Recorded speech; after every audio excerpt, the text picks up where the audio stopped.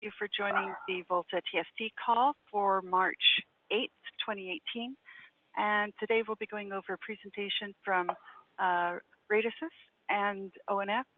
And so I'll be having Shawn present momentarily. We are recording the session so we can post it later to the VOLTHA channel, VOLTHA playlist. And I think that's it. And Shawn, when you're ready, we can go ahead and get started. And I see the presentation on the screen. Do you have two screens open? I do. Is it showing both?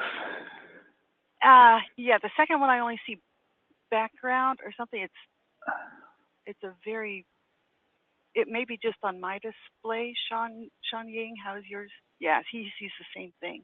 I see too as well. Let me make it a little less distracting, I guess. It was just made it a little bit small to try and see on the screen since it was using half the space.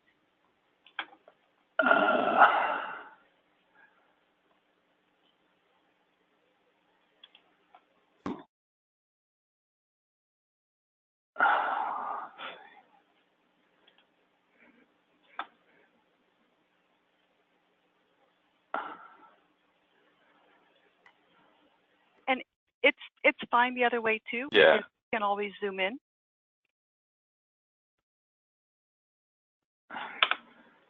And since you're going to present the PowerPoint, right? So the font's actually pretty big. So yeah.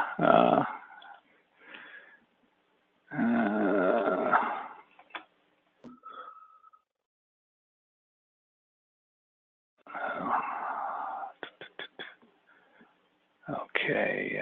Let's see. So what do you guys see now? Oh, that's, yes. Excellent. Thank you. Okay. Let's go with that before I mess it up again. So, okay. So this proposal around using OpenFlow and service profiles is kind of jointly developed with Radisys and ONF, Saurav and Shad. Mainly from the OpenFlow perspective and how to essentially reference a given service profile from OpenFlow. So let me just start off. So basically, the last lockdown meeting we had, there was a statement that ideally we'd like to use an OpenFlow abstraction to manage the OLT as an OpenFlow switch, but there are certain issues with OpenFlow in that OpenFlow right now is used to provision match action rules. It can support meter bands, but it really can't specify queue scheduling policies or any access technology specific attributes. So like for XPON, kind of the subject at hand is it can't really define TCON and GEM port allocations, upstream bandwidth scheduling attributes, GEM port scheduling policies. So basically, this proposal here is basically is providing a way to configure a service flow without having to implement all the management interfaces around so XPON or G.fast or DOCSIS EPON provisioning models. So it basically supports it proposes use a set of profiles which describe the technology specific attributes, and each subscriber service flow essentially references an OpenFlow table with a table ID. And that table ID can be associated with a given service profile. So in the status record, we can update that to reference a specific table ID, which references a specific service profile. The service profile itself could be XML encoded, or it could be defined by gRPC protocol protobuf definitions. So basically, so the technology-specific part of the service flow is part of this service profile, essentially, and the OpenFlow messages reference that using a table ID. This is just a high-level picture of an example where ONOS is kind of the repository of the service profile database. There's let's call it a service profile manager, and so in the status database for a subscriber record, there's we can see that we've kind of added a table ID number 64, and I've created a service profile record in the service profile database that has a name and a table ID 64. So this any service flow that needs to reference a given set of TCON, gem-port definitions, etc., as defined in the service profile, will use that table ID to associate the two. Now, basically these service profiles can be downloaded from ONOS when the OLT starts up, and we could also have service profiles defined, statically in the system. So basically, to get things started, basically the system can power up, and basically we have some predefined service profiles that exist in the system itself. And basically, once the OpenFlow definitions are downloaded for a given service flow, that information with the match action rules, and we'll see later on that meter bands would be used, also references the service profile, which gives details of the XPON configuration. And so an example of a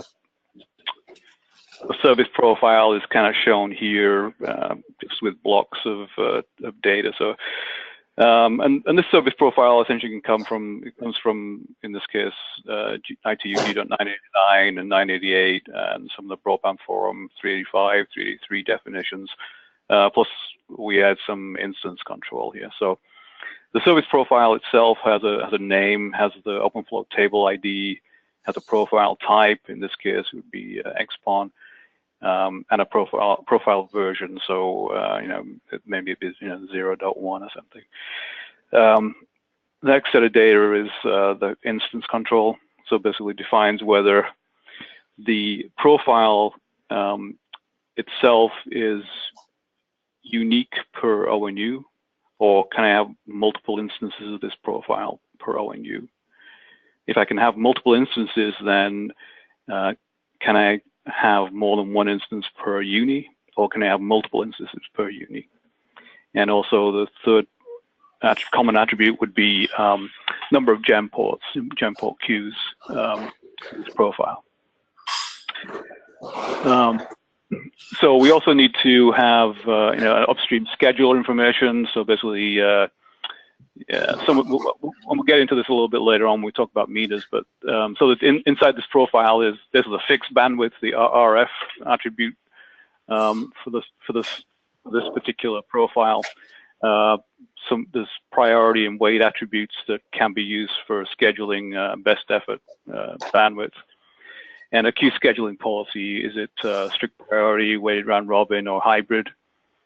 And kind of an equivalent for the downstream aggregate schedule as well, so priority, weight, and queue scheduling policy.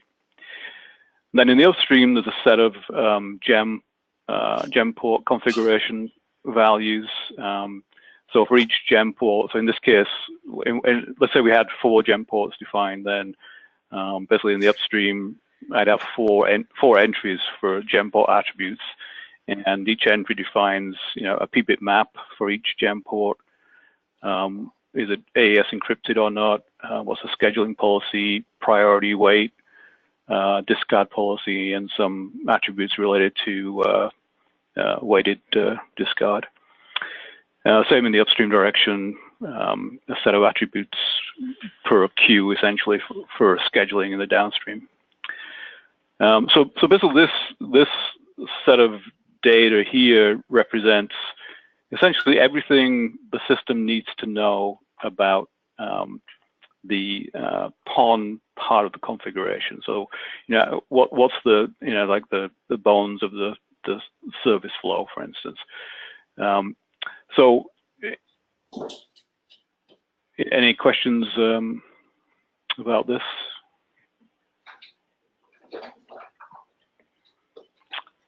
Okay. So generally, XPON service profiles tend to fall into a few categories. And there may be variants from this which can be accommodated also. Is there a question? No. So there may be I may have a service profile that has a single TCON with a single gem. Could be a single TCON with 2 gems or 4 gems or 8 gems. The operators will vary as to also whether this TCON itself is unique per ONU. So for instance, if I wanted to implement a TR-156 4+1 service model, I might have 4 TCONs, 1 per class of service for every ONU in the system.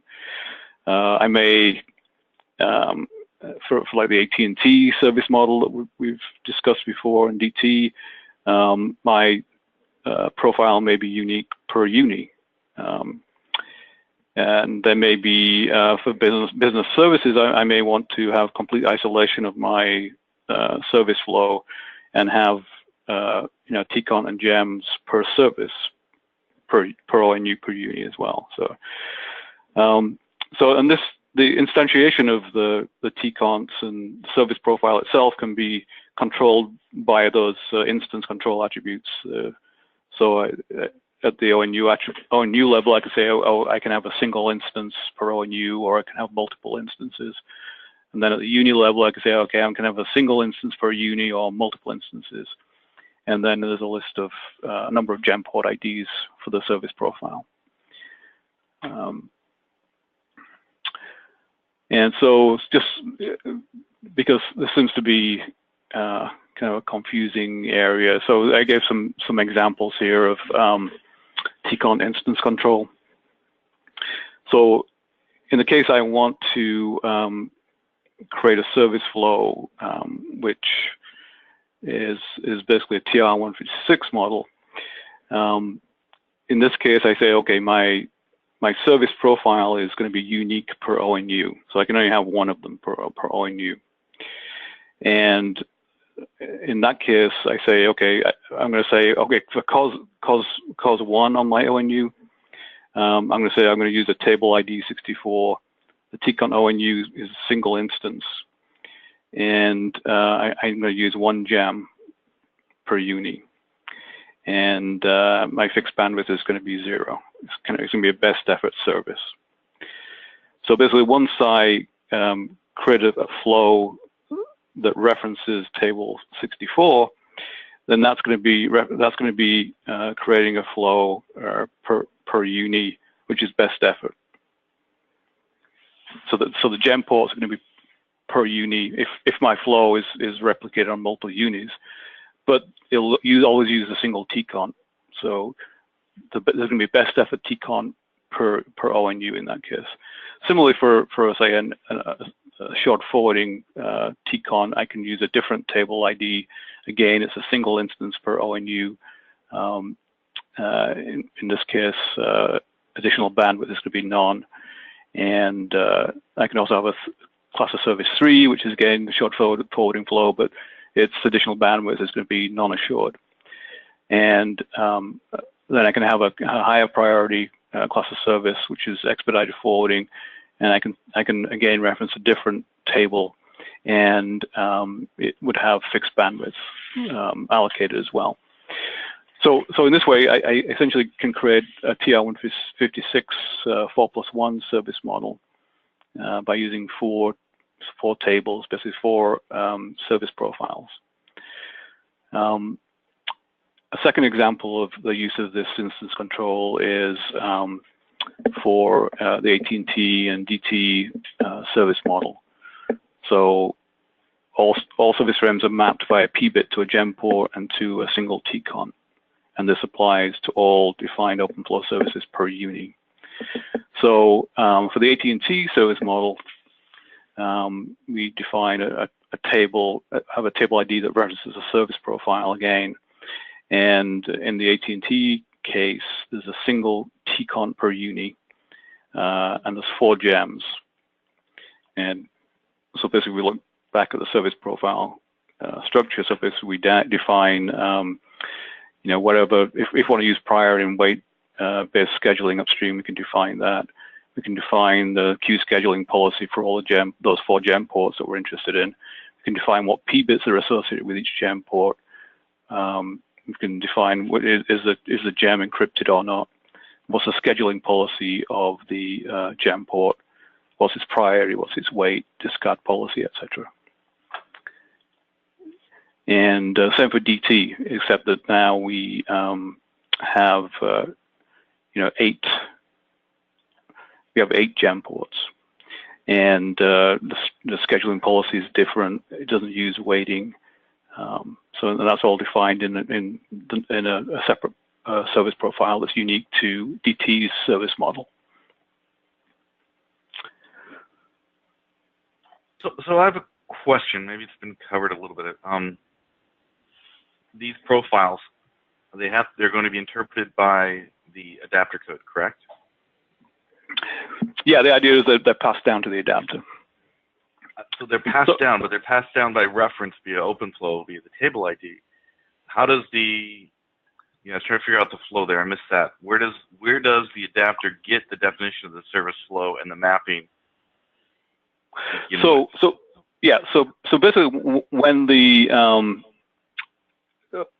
flow decomposer receives all the OpenFlow messages, right? So basically, it comes down to the adapter, okay, and that's going to be passed down to the ONU and the OLT. Along with that information, the adapter agent can go grab a service profile that is referenced from those OpenFlow messages. Where's the service profile? That's the service profile I thought, well, in this diagram was an ONOS. So well, no, how does it get from ONOS to VOLTHA? Yeah, so it can be downloaded either via gRPC using a protobuf mechanism, or it can be downloaded via some other protocol. It could be you know, FTP down from a server somewhere, or it could be built into VOLTHA, which is maybe the default state initially, just to get things going, is that we build in a certain set of well-known profiles that are then available to be used. They're part of the VOLTHA core, basically, and they're available to be used and referenced from the flows as they come down, and then they're passed down to the adapter and the adapters. So it's basically yeah. Okay. Yeah.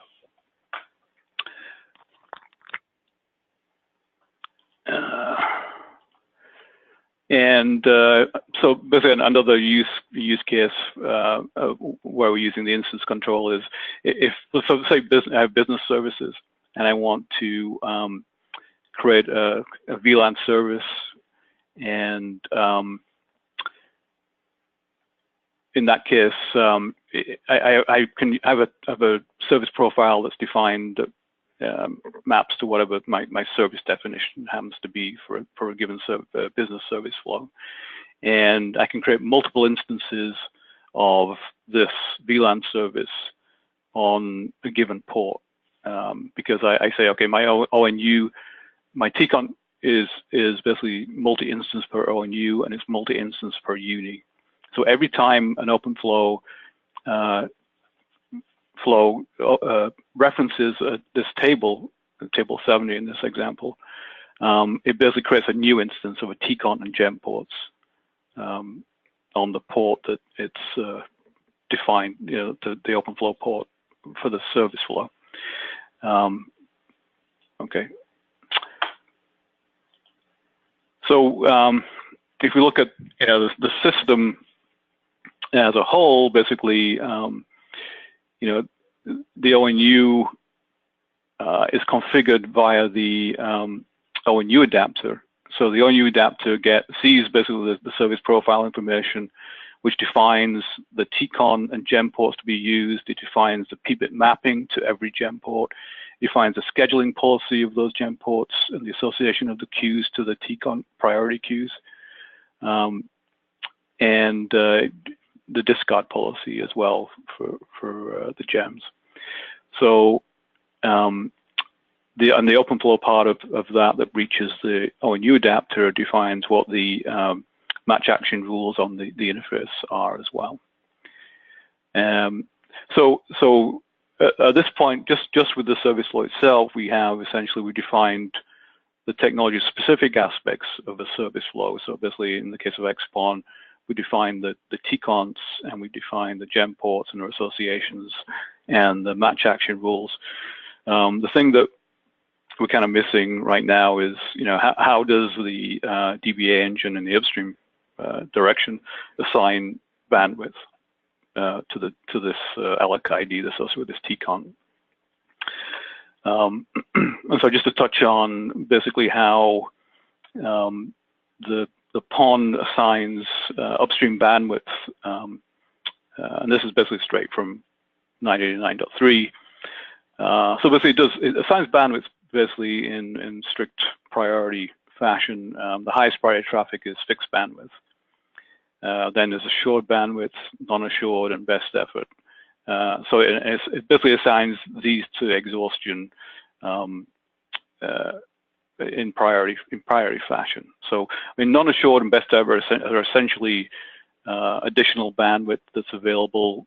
Non-assured is essentially higher priority than best effort, basically. And whether a service flow gets non-assured or best effort or none is controlled by the additional bandwidth attribute.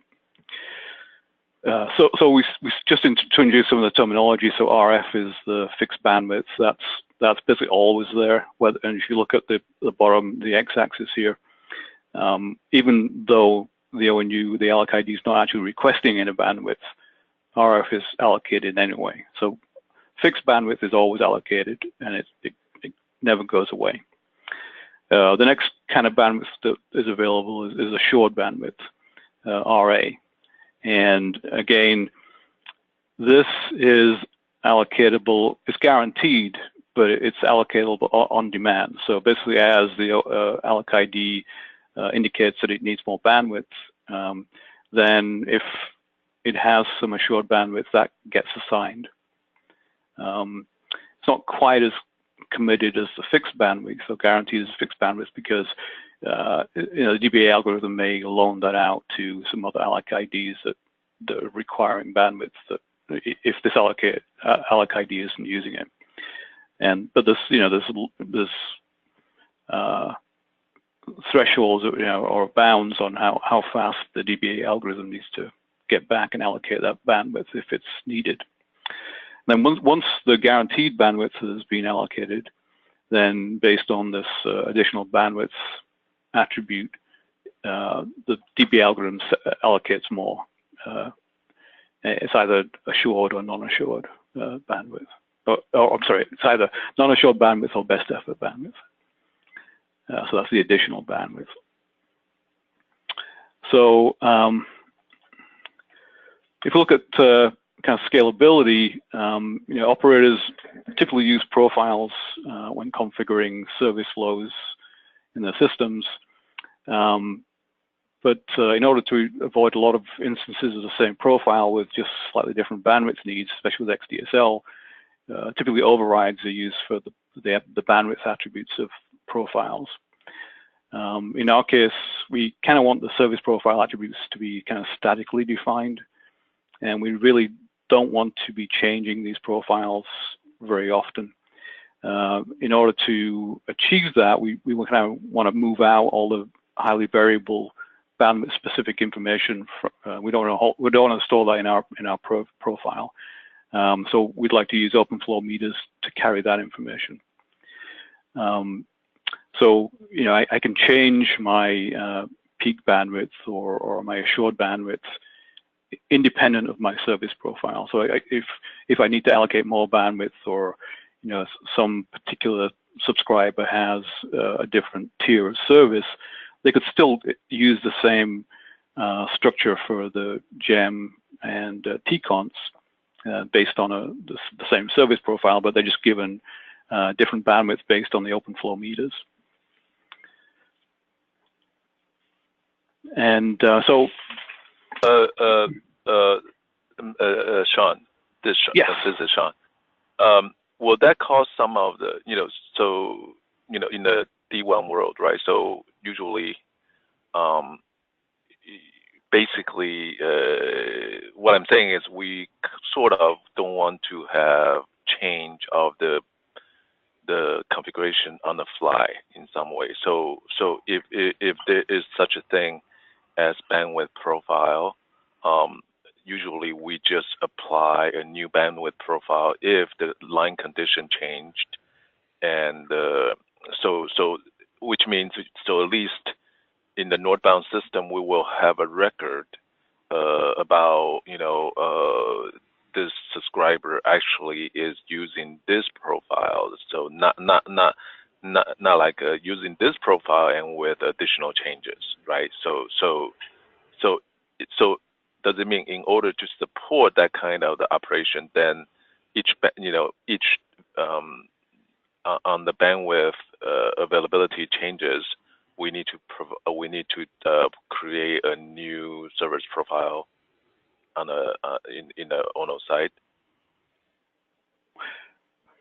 No. So in that case, if it's only a bandwidth change, I guess independent of the fixed bandwidth, which we're saying we're going to put into the profile, because typically that kind of bandwidth doesn't normally change.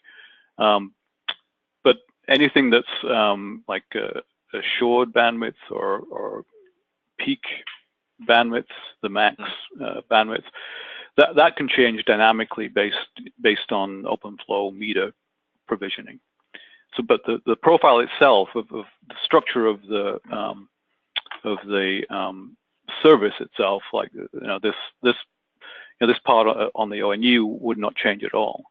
It's just the associated OpenFlow meter with the flow that's using this particular profile gets modified. So the OLT side, the bandwidth allocation may change. So it may become, is there a separate profile for the OpenFlow meter? Well, I guess so the way I see it is yes. So one maybe is the hardware or the device configuration related. So I think that's what we have been talking right now. So basically, it would define the physical layer characteristic, and then for the traffic running on top of that, then we adjust the OpenFlow meter. Is that am I interpreted that correctly, or I'm not quite right? Yeah, I think so. I mean, if in ONOS we define a bandwidth profile that's associated with a meter, then if we want to change that bandwidth profile, we go and modify that, and then that would then use a different meter. But does that mean if we push down a meter, then trying to push down meters, we get profiles, bandwidth profiles, but we actually don't get metering if a device supports it? Yeah, I'm a little concerned about the overloading here and what that means in terms of the device, what the device actually does. That make sense? So basically, we have a bandwidth profile, say, defined at the ONOS level for a particular subscriber, right?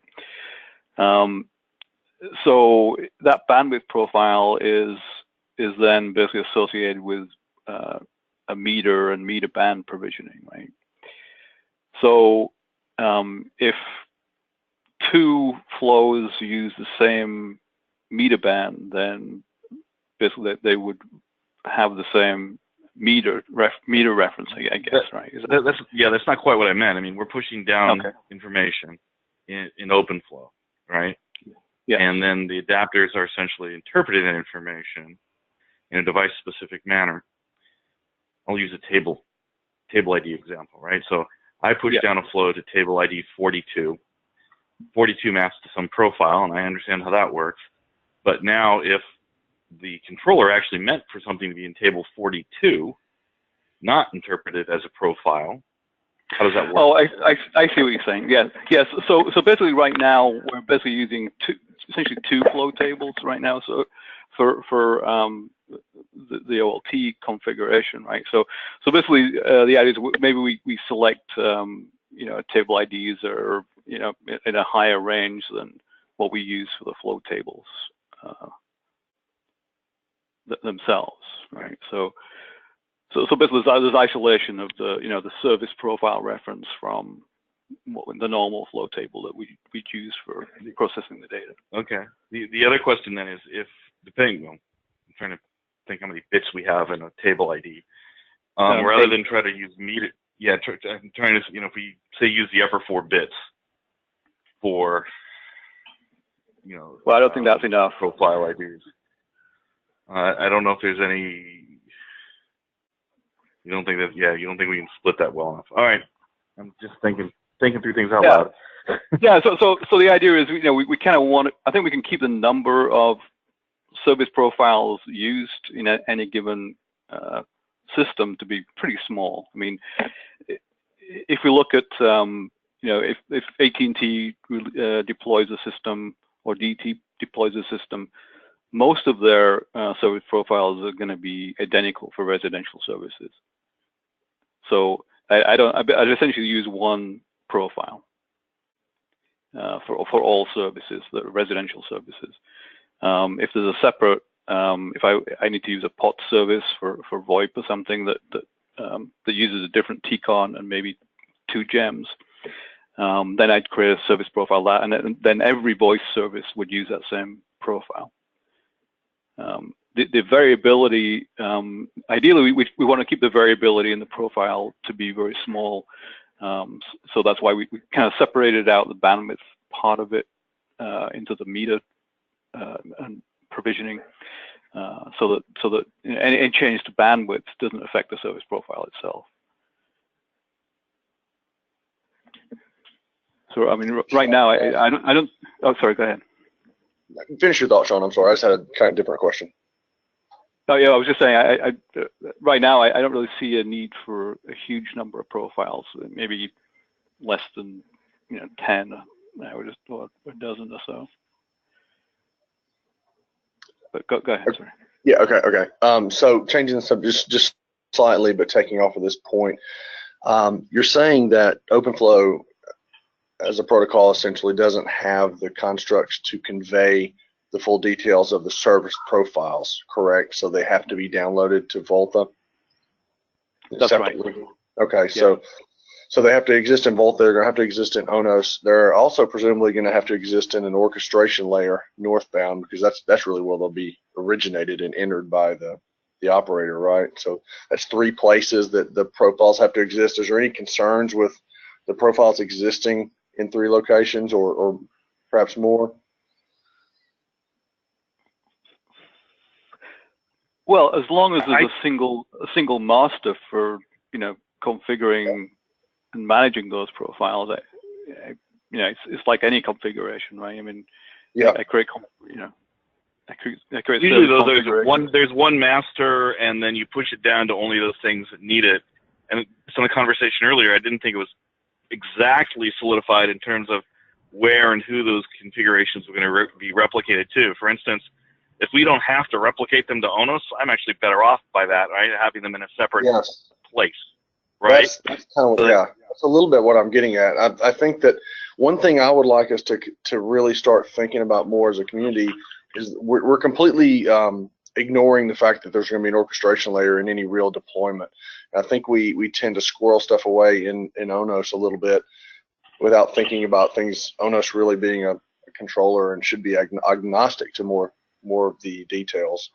Yeah, I agree with that. This is just an example. So basically, initially, if we move ahead with supporting this, then we may not provision service profiles initially at all, right? There may be just a fixed set of profiles in VOLTHA that we use, but they're basically there's going to be a very limited number of profile configurations of tcons and gems and schedule, etc. Yeah.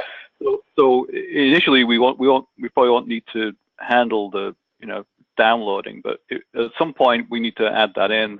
So some operator may have some different profile to what we have as a default, and that can be downloaded. Yeah, I don't know if I'd hard code them in VOLTHA even to begin with. I mean, you could always say, look, VOLTHA's has a API endpoint that they can be pushed in, or VOLTHA can go out and hit another endpoint to get them. We could come up with a microservice in VOLTHA that does either of those real quickly, right? I'd stay away from the let's hard code them originally and then move on. I would not want to see a release with that hard coded in there. If we need to do it for development initially, I get it. But when it comes to release, it shouldn't be hard coded. Profiles shouldn't be hard coded in, because at any time you want to change it for a deployment at a release cut, you're talking about code modification, and you're getting forks per deployment. Sure, that's not good. You can still also I really don't even like the whole concept of VOLTHA being aware of the service profile as an abstraction layer, but I understand it's got to be aware of some of the details to translate to device specifics. Okay. Yeah, I mean, in theory, it doesn't need to understand it all, right? You could just pass it down. Yeah, good point. I mean, you have the service profile handler and agent in there, though, so that looks a little more like the approach we took with XPON. So yeah, I mean, a lot of echo.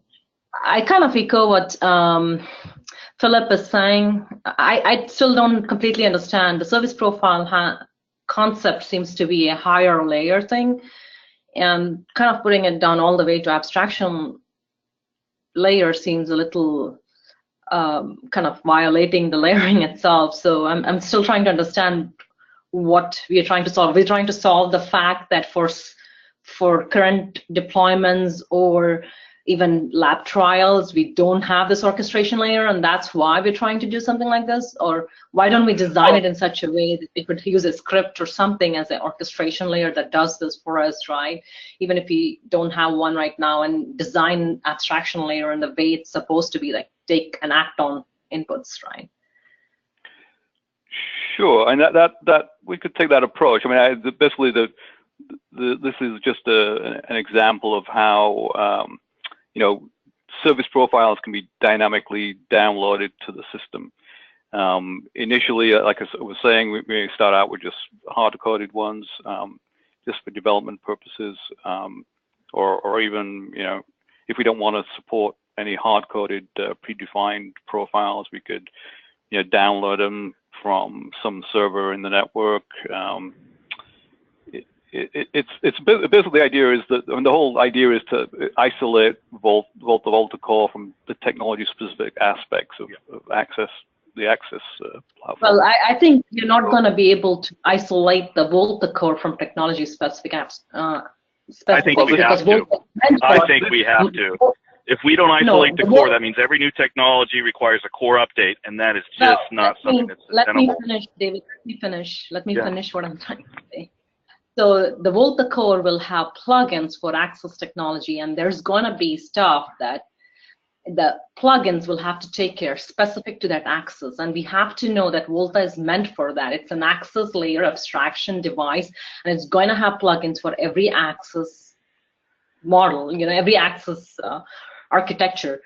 I'm not saying that your core OpenFlow stuff need to be aware of it. I'm just saying the VOLTHA as a whole, like it's shown in the blog, though.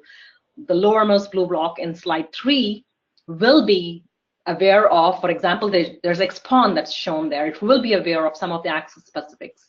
What I'm not clear of is that there is now a block called Service Profile Handler inside of the VOLTHA code, which seems to be something that should be outside of the VOLTHA code itself. In my view, again, that's what I'm trying to understand, the rationale behind putting something which is overarching So I would argue that the technology-specific adapters you're talking about are the adapters we have today, the ONU, that type of stuff.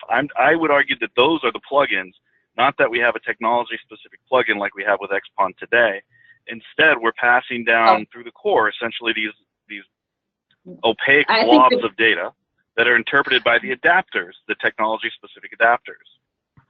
Yeah, we've gone through this several times. It's not just OpenFlow does not convey everything that we need for access technology. There's always going to be another path to be able to configure. For example, whether you want AES encryption or not, OpenFlow is never going to tell you that. It may not be something that's what this does, though, right? That's what this proposal is. Exactly, I understand your proposal, but what I'm trying to say is that there's already the models that are supported by, 385 and 383 that you mentioned. 383 is much more generic, but 385 for PON specific, which you are going to be using. So I'm trying to understand, is the service profile handler that you're trying to put inside VOLTHA, is that like a higher layer thing that will take care of orchestrating both of these, or? No, so the service profile handler is meant to basically just manage the profiles. So basically, I may have 10 profiles in the system. They need to be stored somewhere in the database. They need to be available to be accessed by the adapter agent and be able to be passed down to the adapters in combination with the OpenFlow records, right? So internally in VOLTHA Core, it doesn't really need to understand any of the internal details of what the service profile is. It just needs to be able to have a reference to that service profile and pass it down to the adapters, the OLT adapter and the ONU adapter that understands, the internals of what the profile is, right? So if it's an XPON adapter, then it has, this TCONs and GEMs and scheduling policies, etc. that it understands. VOLTHA Core doesn't need to understand that. Yeah, that's fine. I think I don't have a concern with that. I don't have a concern with Core being agnostic to all the gem ports and the access specific stuff, and that's how it's designed right now. That's also why the XPON handler is an agent, or isolate or separate from the core functions. They could be actually a complete microservice too. Right now, they're so much dependent on the protos, and that's why they're together. But otherwise, there's nothing that stops them from being a separate entity on its own, or a separate microservice too, if you wanted to, having communications in between. But another thing that we could actually look at is in Broadband Forum, there was some work done to see how an access node could support, for example, an OLT access node could support OpenFlow.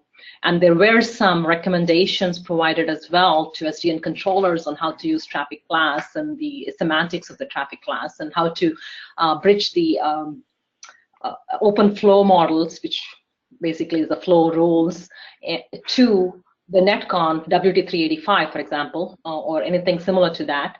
How can we make sure that these two worlds can be combined? Have you looked at that? Maybe that would give you some of your answers to the service profile as well. Yeah, no, I have looked at that. So we haven't really got to the the metering part of things yet. So I mean, this profile basically incorporates everything that we need. That in my understanding of it, that we're going to need from the WT385 and 383 models, right? So this gives you all the scheduling capabilities, the PBIT mapping capabilities. In addition, it gives you the AES encryption. It gives you the scheduling. It gives you the TCON and GEM ports from 385 and instance control. How the adapters would use these profiles to create the service flows. So this is one part of the service flow creation itself, and this deals with the technology specific part of XPON, right? So the attempt is to create all the specific, in this case, XPON specific parts of the configuration now reside inside this single template. So in addition to that, now we need OpenFlow to provide the match action rules, and we need it to provide the bandwidth aspects of the service flow. So yeah. Yeah. Go ahead. Yeah, go ahead. So Finish. yeah. So basically, the OpenFlow configuration comes down. It has the match action rules, the meter bands for defining the bandwidth of the service flow. Then that gets combined in the adapters with this service profile, which has all the technology-specific aspects of the service flow, and the OLT configures. The OLT adapter configures the OLT part of it, the DBA algorithm, the TCON gems, etc. And the ONU adapter uses the profile to generate all the OMCI messages it needs to set up the TCON and gen relationships and the match action rules on the union interface, and scheduling policies. PBIT map, the PBIT mapper setup is all derived from the service profile. Okay, so are we gonna have some sort of like a meta NBI from the service profile handler? Like, I don't know what sort of a NBI it is. Maybe you're still working on that. That will internally, call the existing probably WT385 for PON to map it into the right attributes. Is that what you're looking at? And well, again, I don't think it needs to call the WT385 part. It just needs to pass down the service profile itself. I mean, we could do that, but again, we're exposing the access technology specifics to the VOLTHA core, right? I mean, if it just gets passed down as a blob of data that the adapters understand how to interpret, then we don't have to do that. Okay, so where are the, for example, the gem ports and the alloc IDs allocated? So that would have to be either in the OT adapter itself, or it could call out to some other common like wavelength mobility manager that exists somewhere that hands out alloc IDs and gem port IDs specifically. Oh, that is the expon handler today, right? Well, no, that's the expon handler gets that information from somewhere else, right? It's provisioned, I'm assuming. Well, it was provisioned. No, it actually is allocated in the expon handler. It was provisioned because some hardware variants were not able to take the allocated values, and that's why it was provisioned just for the demo or trial purposes. But it is allocated within the expon handler today. Yeah. Based on traffic calculation.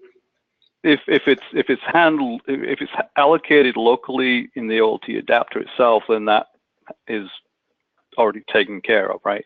If we need to, for the next gen of PON, if we go to NG-PON2, then we may want to have some external wavelength mobility manager allocating the ONU IDs, the alloc IDs, the gem port IDs, and that there have to be some other interface to handle that.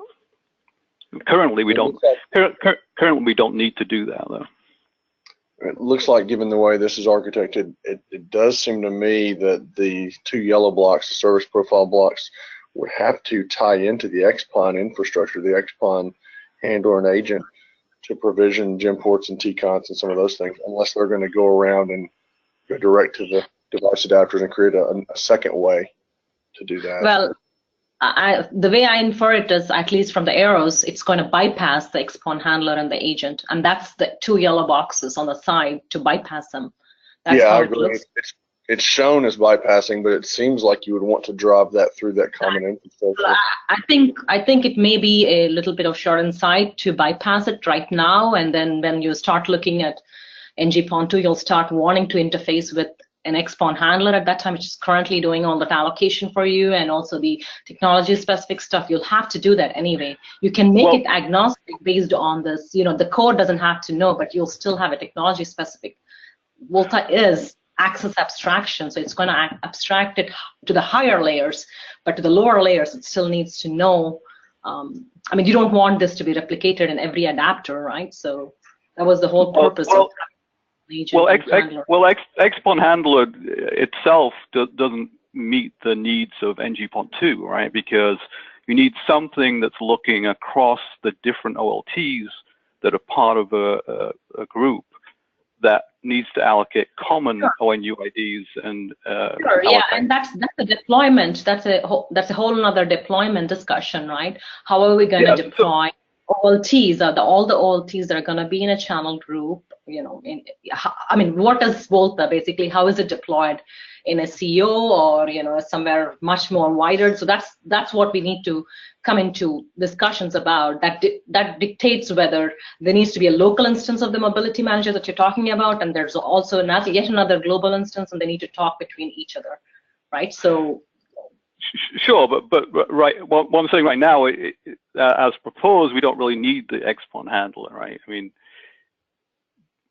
everything is done locally, right now, because some OLTs can't handle the whole range of values that are possible for alloc IDs and gemport IDs, right? I mean, so right now it would be okay to bypass that function in XPON, right? I mean, no, I think there's a lot of configuration aspects following the standard in that XPON handler, and you're proposing yet another yellow block, which is basically creating a template out of that and bypassing the whole thing. So that's the part I don't really get. Well, I mean, the whole purpose of this is to say, okay, how can we take out any access technology specific understanding from VOLTHA core?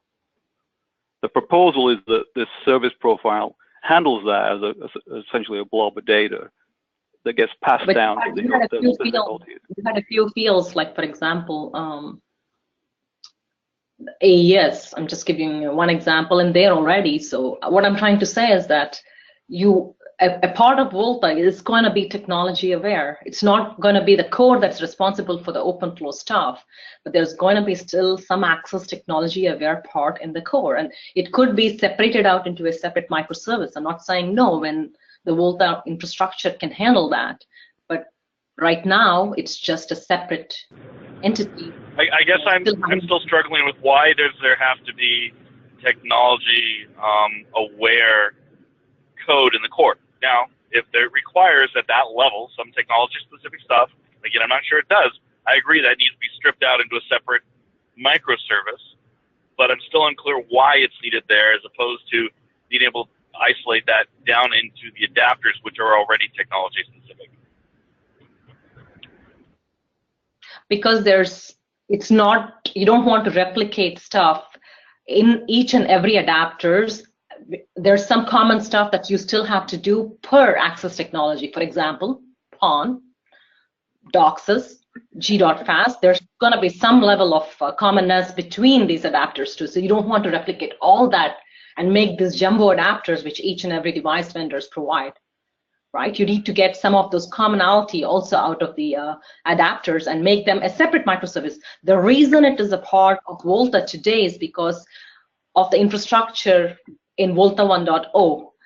The way it's designed today as a separate handler and agent is to be able to separate it out. In fact, there's a story to be able to isolate the protos from the core so they can be completely separated out into a separate microservice if needed. So the part that I'm trying to get at is that you're not going to be completely access technology agnostic in the VOLTHA as an ensemble. I'm not saying, you know, maybe the term core is what is kind of putting us in a hole, because I'm not talking about the core functionality which takes care of OpenFlow, you know, flow decomposer and the local and the handler and the device agent part. I'm talking about the entire ensemble that's needed for being able to do this access abstraction. Sure, I think, you know, there's obviously a larger discussion that needs to be had here. And there are going to be issues down the road, right? If you look at WT 385 and 383, obviously there's going to be some collision there with OpenFlow, right? I mean that's going to happen down the road if we want to add, you know, 383 provisioning to 385 provisioning, then they really can't coexist, right? Because I'm doing two things in two different ways. So there needs to be a larger discussion of you know, how we can handle you know, the OpenFlow plus a service profile, or basically, you know, the WT383, 385 provisioning via netconf Yang as well. I mean, so, and I guess we kind of got a little out of control here in the meeting, because we didn't really get to talk about the bandwidth provisioning part of things very much. We're kind of almost out of time as well. So, can we continue? Do you have a lot more slides? I mean, if you have another 20 or 30 minutes, I wouldn't mind hearing the rest of it at our next opportunity. This is Julie, really good. Julie, our bridge is still open, right? So we can just continue. Yes, the bridge, I checked the cord calendar. There's nothing after this. So if people are available, I can keep the link open for a while. So I'll leave that in part to our presenter and others on the call if this is a good time to continue. It does look like it's open on the calendar. Well, Shawn Yang has a weekly sync up at 11. I do. I can push that off, I guess. But Shawn Yang, just quickly, I think it's obvious that we need a significant architectural discussion to resolve this in the community, because of the thing that Shawn Masset's presenting here is being obstructed by a larger architectural issue of how we're going to handle abstraction, to what level we're going to allow technology specific in the core versus not.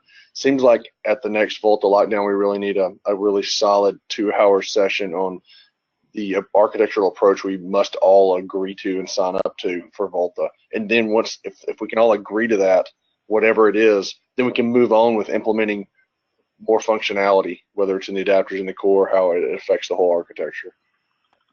I think that's the, you know, we definitely had some discussion during the January lockdown, but I think, yeah, I want to hear these proposal now, so we can start the discussion. And I think let's get Shawn. I think if people can stay longer, let's give Shawn the chance to complete his presentation. And I think Sienna has also one proposal.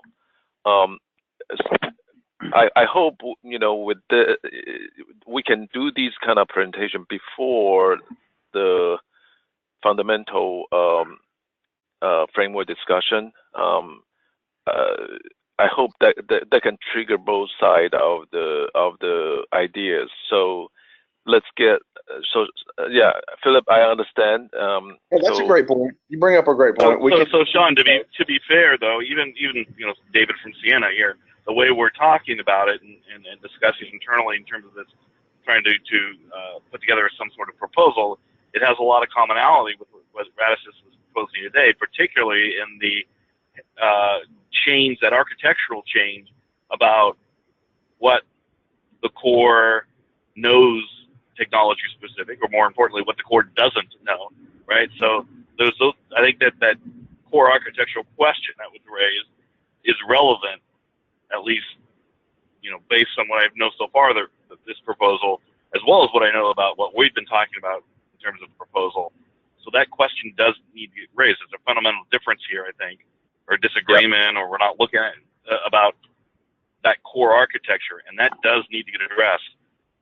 You know, a second proposal from Sienna, I don't think is going to clarify that issue, because it, again, sides in terms of that issue more along what this proposal is. Okay, so let's let Shawn complete, see what the Radisys proposal, where did they go even further, and then let's see, we can do the framework discussion, how we can trigger that, because I do want to have a lot of question answered before we come into Dallas, right? So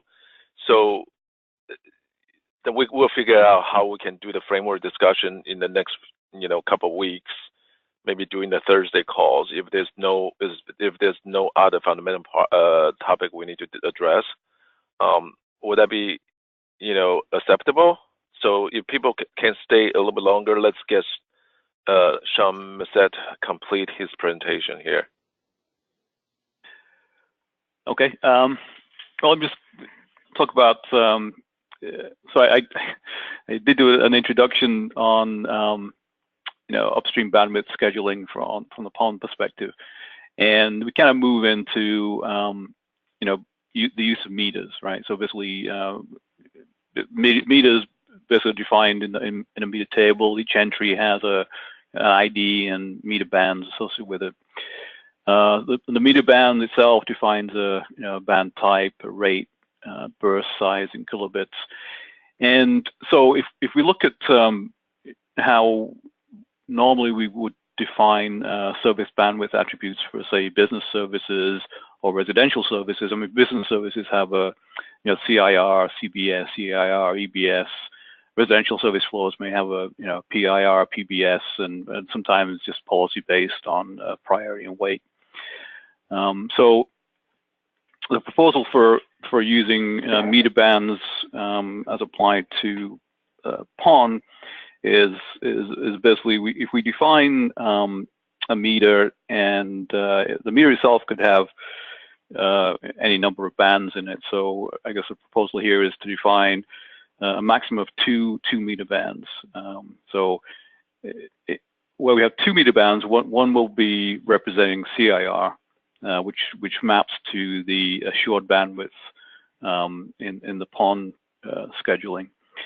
Second meter band will represent PIR, which maps to the RM maximum bandwidth in the PON scheduling algorithm. In the case where PIR is greater than CIR, the flow is assured forwarding with 2 rates, so assured maximum, and then we have an implied additional bandwidth of non-assured.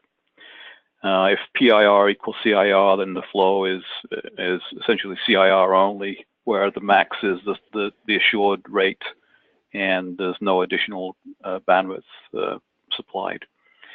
If the flow references a service profile that has a non-zero fixed bandwidth RF, then the PON scheduling algorithm can be defined by RF, RA, RM, and I guess my Greek's not so good, is that chai? but the additional bandwidth. And basically, CIR is always less than or equal to PIR, so it doesn't matter the order that the bandwidth meters are presented. If I configure only a single meter band in a meter, then that represents PIR and the RM maximum bandwidth, and the flow basically has an additional best effort capability of allocation. Again, if the service profile itself has fixed bandwidth, then that can be, it has RF, RM, and the additional bandwidth parameter. If no meter is specified for a flow, then so basically the flow reference service profile is used to define the RF part of the data. So if it's non-zero, then the service flow gets a combination of RF plus the max is RF as well, and there's no additional bandwidth. So it's basically just a CIR type service. If the flow profile has a zero bandwidth, fixed bandwidth, then the PON scheduling bandwidth can be defined by a combination of max, which is a PON rate max, and it gets to share in best effort bandwidth.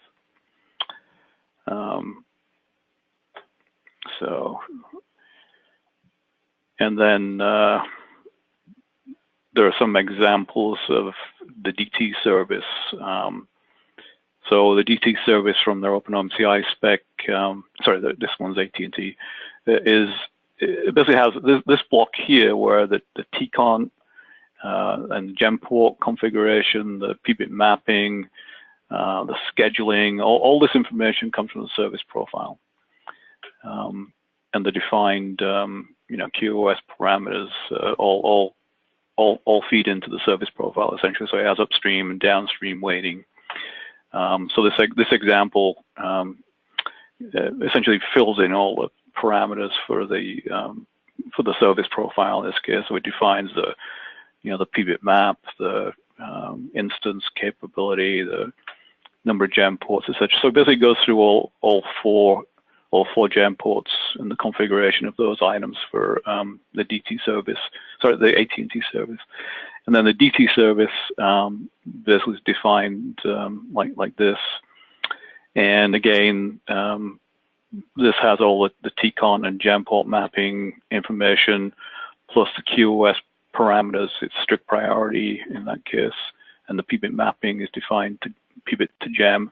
So again, this basically again takes the service profile and basically fills in all the parameters for it, just as an example if people want to look at that separately. So are there any questions around that? Shawn, Mita, could you do slide 23? I think it was 23. It's that top one. Yeah, 23 is fine, I think. Yeah. Very basic question. Could you define multi-instance and single instance for the ONU and Uni? That kind of that second block from the top. I didn't quite get that yet. Yeah. So I get a lot of questions on that one. So the idea is that basically if I want to define, this service profile defines this TCON gem relationship, right? So if I want to define a service model like TR-156, for instance, where I have basically 4 TCONs for an entire ONU. Each TCON represents a class of service, and then each gem. So I have four TCONs with 4 different classes of service. And then on the Uni, I have 4 gem ports that map to one of those 4 classes of service, right? So using this instance control, I can say, okay, I want a single instance per ONU of this profile. So now, if no matter how many flows I associate with that service profile on that single Uni, on that single ONU, I just get one set of TCONs and gems. So all those flows would use those TCONs and gems. Okay. If however I wanted to do like AT&T or DT in their mode, like say, okay, my instance is multi-instance per ONU, so I can have more than one TCON and set of gems per ONU. And now I move to the second parameter, which is the Uni control. So I say for AT&T and DT, I say, okay, that is single instance per Uni. So basically I can have more than one TCON, one per Uni, right? But there's only ever one per Uni, and there's only ever one set of gem ports per Uni. Okay. So all the flows I associate with the service profile that associate with a single Uni, all those flows use that single TCON and that set of gems. Okay. If I have 2 Unis, I can also create another flow of the same type and associate with a different Uni. It has its own TCON and its own gems, independent of the other Uni. Mm-hmm. Okay. And if I want, say, a business service where I basically want complete isolation, I want each business service to have its own TCON, to have its own set of gems, then I say, okay, it's ONU is multi-instance, Uni is multi-instance.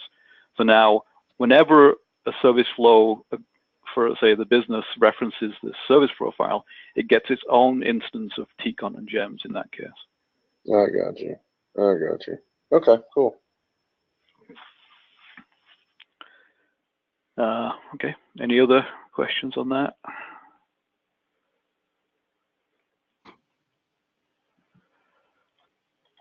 Okay, well, Radisys and ONF, thank you. Thanks, Shawn. That was great. Okay. Yeah, obviously we need to go into more detail. I do have a kind of a white paper that goes into more detail on this. I'm still doing a few updates, but